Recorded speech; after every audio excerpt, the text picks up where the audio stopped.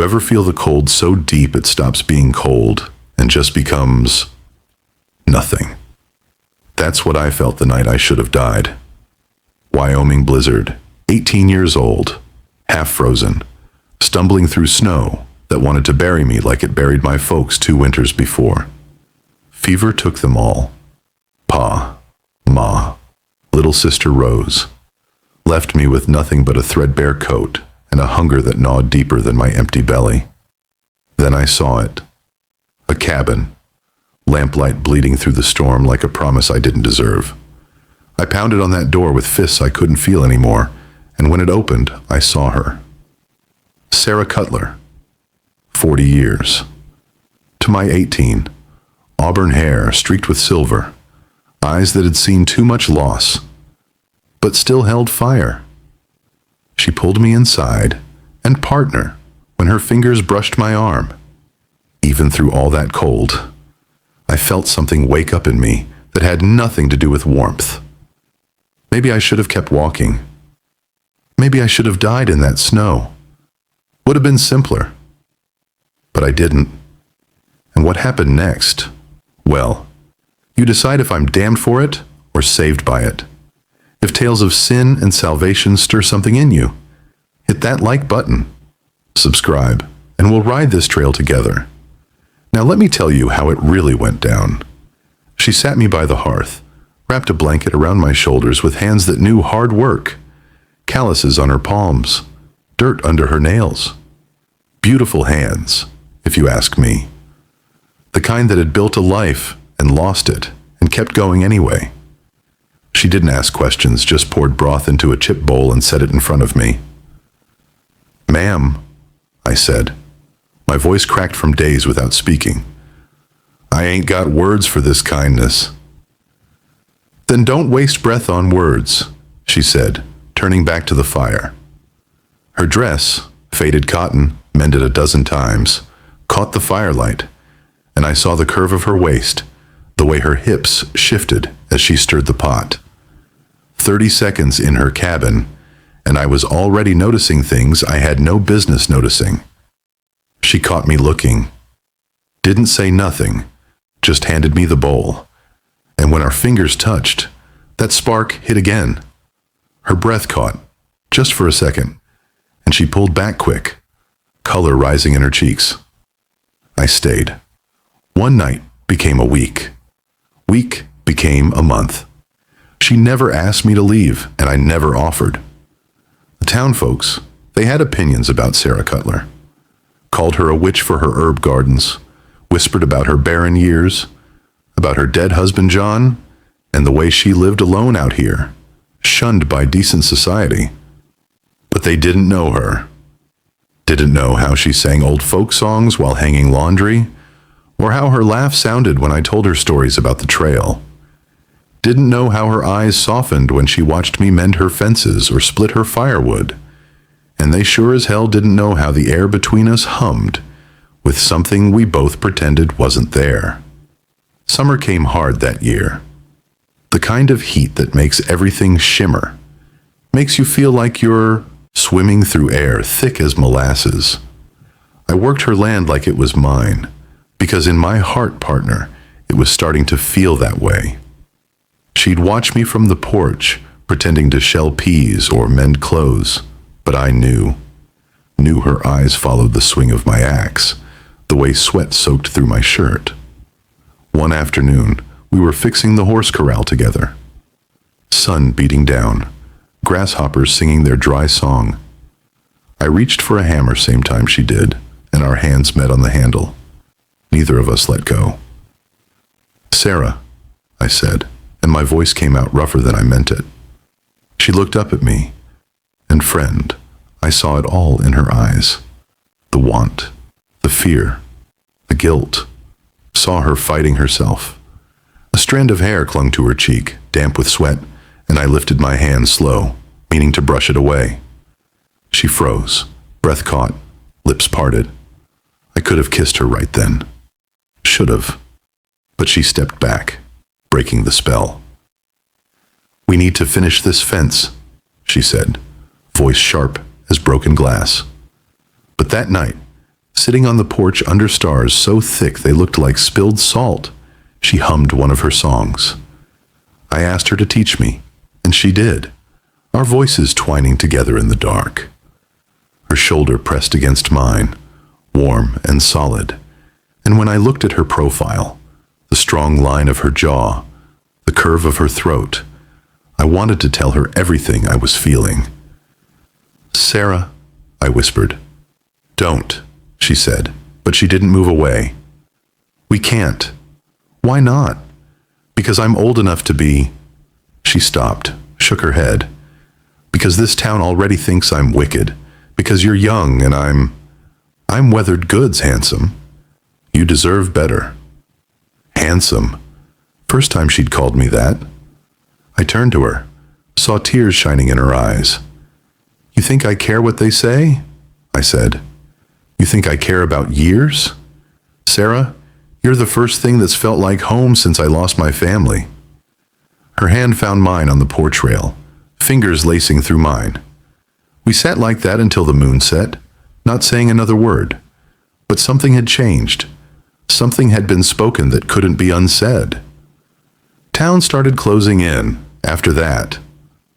Mr. Amos Ward, the preacher, he rode out with a group.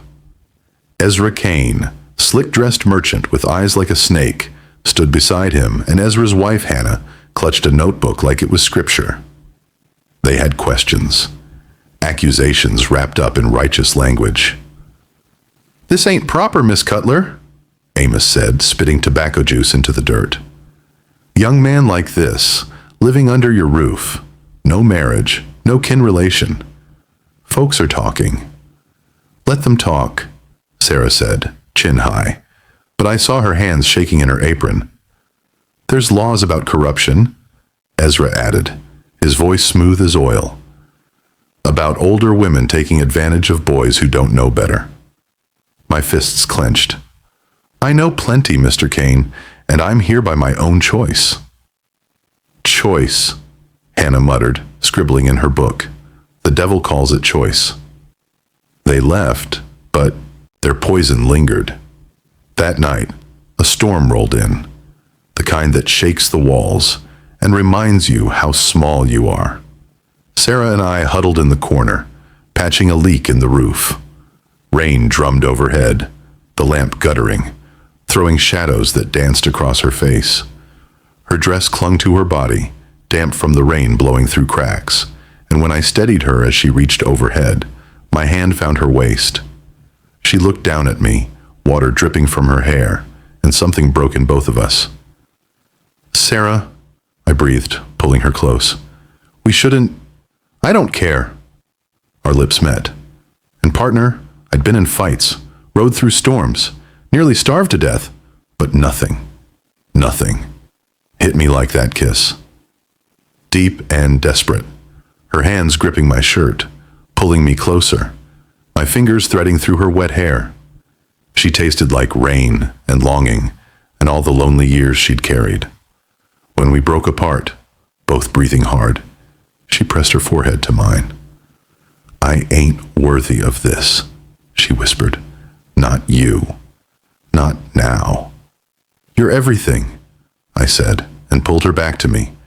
The buttons of her dress came undone under my fumbling fingers, fabric parting to reveal skin that glowed golden in the lamplight. Her breath hitched as I kissed her shoulder, her collarbone, the hollow of her throat. She pulled me tighter, nails digging into my back through my shirt, and when we sank to the floor, the storm outside became nothing compared to the one inside us. Her body moved beneath mine, curves and softness and strength all at once, her gasps mixing with mine as we crossed every line we'd been dancing around for months. Afterward, lying tangled together on a blanket, rain still falling, she traced the scar on my ribs, gift from a bad fall, when I was 15. "What have we done?" she whispered. "Lived," I said. "Finally lived." But I saw the fear in her eyes, saw her already building walls I'd just torn down. They came for her land. That's what it was really about, you understand. Ezra Kane didn't give a damn about morality. Word had spread about a possible silver vein running under Sarah's property. Rumor, mostly, but Ezra believed it. He'd been buying up claims, foreclosing on desperate folks, building his little empire. Sarah's land was the last piece he needed. He couldn't just take it. So he built a case. Hannah's notebook became evidence. Every time I chopped wood without a shirt, every evening Sarah and I sat close on the porch, every moment of tenderness twisted into something filthy. They planned to have her declared unfit, mad, throw her in an asylum. And me? They'd call me her victim if it suited them, or her accomplice if that worked better. Hannah came to us one gray morning, face pale as milk, notebook shaking in her hands. "I can't do it," she said, voice barely above a whisper. "I can't be part of this anymore." She told us everything. Ezra's scheme, the false witnesses he'd lined up, the judge he'd paid off. She stood there in Sarah's kitchen, this woman who'd spent months cataloging our sins, and she wept. "I watched you two," she said. "I watched, and I wrote it all down, and I called it wicked. But my marriage is the wicked thing. Ezra hasn't touched me in 2 years, hasn't looked at me like you look at her." She turned to me. "You love her, really love her. And I wanted to punish you for having what I don't." Sarah took the notebook, pages filled with stolen moments, and held it like the weapon it was meant to be. "What do we do?" I asked. "We fight," Sarah said, "and we do it legal." There was one man who could marry us fast, no questions asked. Old Thomas, retired preacher living in the hills about 20 miles north. He'd known Sarah's husband, John, owed him a debt from way back. If we could reach him, get married proper, it'd cut the legs out from under Ezra's scheme. We rode out at dawn, Sarah on her mare, me on a borrowed gelding. The trail wound through pine forests that smelled like Christmas and danger. About halfway there, we heard it.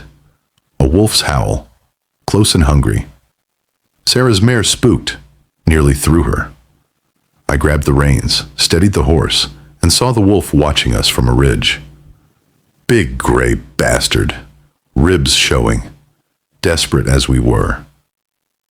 "Easy," I murmured, to the horse or the wolf, or maybe to my own pounding heart. The wolf watched us a long moment, then turned and loped away into the trees. Sometimes you get lucky. Sometimes the dangerous thing decides you're not worth the trouble. Thomas lived in a cabin smaller than Sarah's, books stacked everywhere, smelling of pipe smoke and old paper. His hands shook as he opened his Bible, arthritis making every movement painful. "You sure about this, Sarah?" he asked. "Town won't take kindly." "Town hasn't taken kindly to me in 10 years, Thomas. I'm done caring." "And you, boy?" He fixed me with eyes that had seen a lot of fools make a lot of mistakes. "You know what you're taking on?" "I know I love her," I said. "That enough?" "It'll have to be." He married us there, sun slanting through dirty windows, words as old as time binding us together. When he told me to kiss my bride, I cupped Sarah's face in my hands and kissed her slow and deep, tasting salt from her tears. "You're mine now," I whispered against her lips. "I was yours the night you knocked on my door," she said.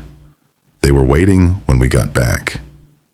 Ezra, Amos, a dozen townsmen standing in our yard like they owned it. Ezra's face twisted when he saw us riding in together. Well, he said. "Took a little trip, did we?" Sarah dismounted, handed me the reins, and walked straight up to him. Pulled the marriage certificate from her saddlebag and shoved it in his face. "We're married, Ezra. Legal and binding. Witnessed by Thomas Garrett. Registered and sealed. Which makes this my husband's land as much as mine. You got business here. You deal with both of us." The crowd muttered. Ezra's face went red, then white. This is a farce, he spat. You corrupted this boy, turned him into your... I'm a man grown, I said, stepping beside Sarah. And I chose her, just like she chose me. You got a problem with that, Mr. Kane? Old Mr. Henderson, who owned the general store, cleared his throat. Ezra, he said slowly, seems to me they done it proper. Don't see how it's our business anymore. There's silver under this land, Ezra shouted, losing his composure. Everyone knows it. She's sitting on a fortune. And is there, though? Henderson pulled a paper from his pocket. Because I took the liberty of checking with the territorial surveyor. Had him look at the geological reports. There ain't no silver here, Ezra. Never was. Just a rumor you chose to believe. Because you wanted it to be true. The crowd turned on Ezra then. Folks who'd trusted him. Who'd maybe borrowed money from him. Saw him for what he was. A greedy man willing to destroy lives. For a dream that didn't exist. They left, all of them, drifting away like smoke.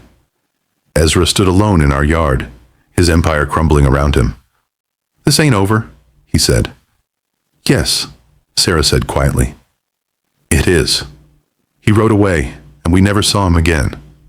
Heard later he'd left the territory, chasing another rumor in another town. 5 years gone now. We're standing in a garden we built together, dirt under our nails, sun warm on our backs. Sarah's got silver in her hair, laugh lines around her eyes. I'm 23, and folks in town don't whisper anymore. Some even nod hello when we come to market. Hannah Kane visits sometimes, brings her daughter. Turns out she left Ezra a year after we married, started over. She sits on our porch, drinks Sarah's herb tea, and smiles more than I ever saw her smile before. You think we did right? Sarah asks me one evening, watching the sunset over the Wyoming plains. I think we did what we had to, I say. I think love ain't ever simple or clean, but it's real. And real's better than proper any day.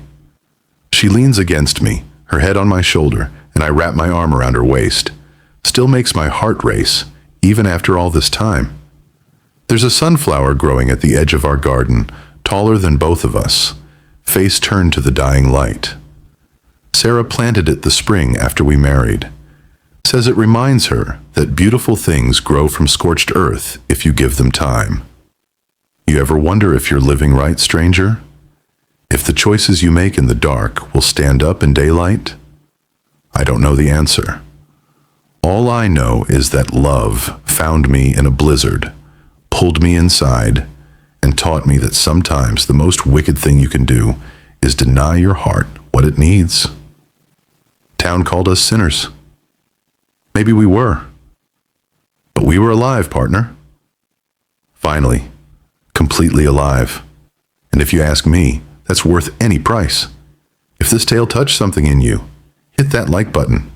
Let me know I ain't talking to the wind. Subscribe, and I'll keep sharing these confessions.